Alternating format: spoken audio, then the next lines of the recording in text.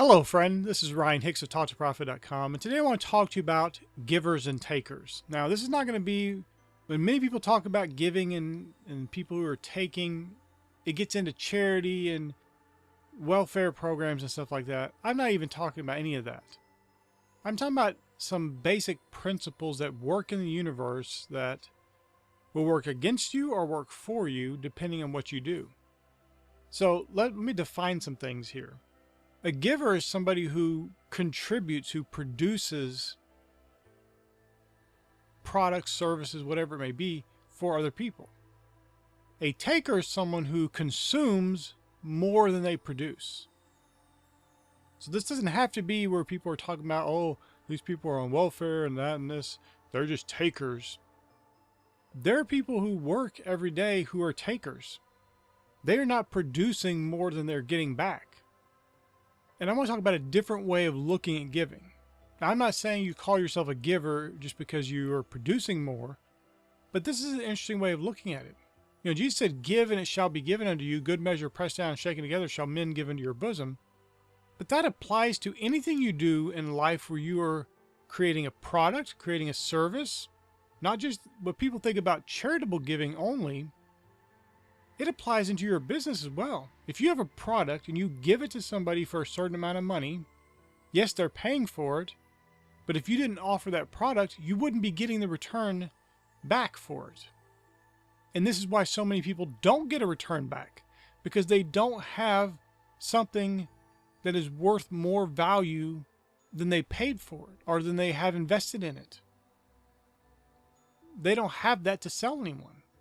Now, lest you think I'm conflating business and charitable giving together and making something out of it, I want to give you a very important passage of scripture that can maybe reveal this to you. Because I know in the society, because I grew up in, like, for example, the United States of America, I know there's this real aversion to talk about money. There's this aversion to looking at it from a spiritual perspective. Matter of fact, most people think it's not even spiritual, that it's worse than not spiritual, it's evil. How many people have that saying that money is the root of all evil? Of course, the scripture does not say that. It says the love of money is the root of all evil. Avarice. But most people think it says money is the root of all evil, money itself. And so many people have that mentality, and so they view business and producing in the world as kind of an outflow of that evil money. And of course, money is not evil. When the scripture talks about filthy lucre, it's not talking about the money itself being bad, it's how it's obtained.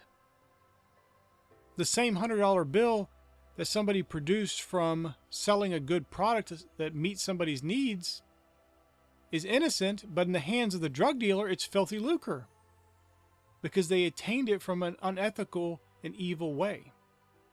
The money's innocent in the matter. And so this verse I want to give you is Proverbs chapter 11, verse 26. It says, "He that withholdeth corn, the people shall curse him, but blessing shall be upon the head of him that selleth it." Doesn't say him that giveth it.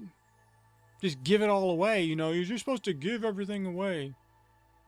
The blessing's on the head of the man who sells it. There's a blessing that comes on you when you sell a needful product for people or a service. Instead of hoarding that stuff up and keeping it back for yourself, you are sharing it with the world. Yes, they are directly paying you for it, but it's still a giving of sorts. Because you could be like many people and not do anything. Just sit back, hoard your talents and skills, do nothing. You could be watching movies, playing video games, doing nothing all day, and not contributing anything to the world. And you'd be like that person who's withholding the corn. The people will curse you. Listen, even among other losers, they don't respect losers. They may do the exact same thing that a person is doing in life that causes them to lose, and yet they still won't respect those people. There's something bad about that when you're not contributing, when you're not adding value to the world, when your output is not greater than your input, because you're just a mere consumer at that point. You're a taker. You're taking in, but what you give out is little to nothing. Now, I would hope that anyone watching a video like this would not be a taker, but maybe you are. You know, it's very popular in modern culture to be a taker, to work as little as possible. There are people literally talking about how can you work as little as possible and still get paid and not get fired.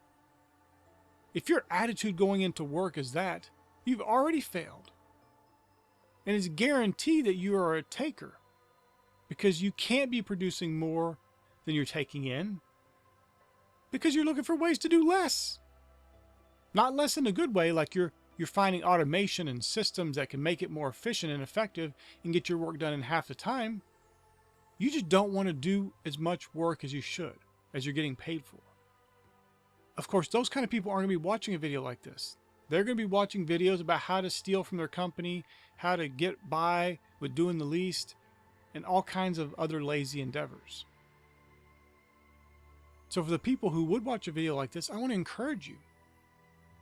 Don't look at what you do in your business, in your service you provide, whatever it may be, as just some worldly business transaction.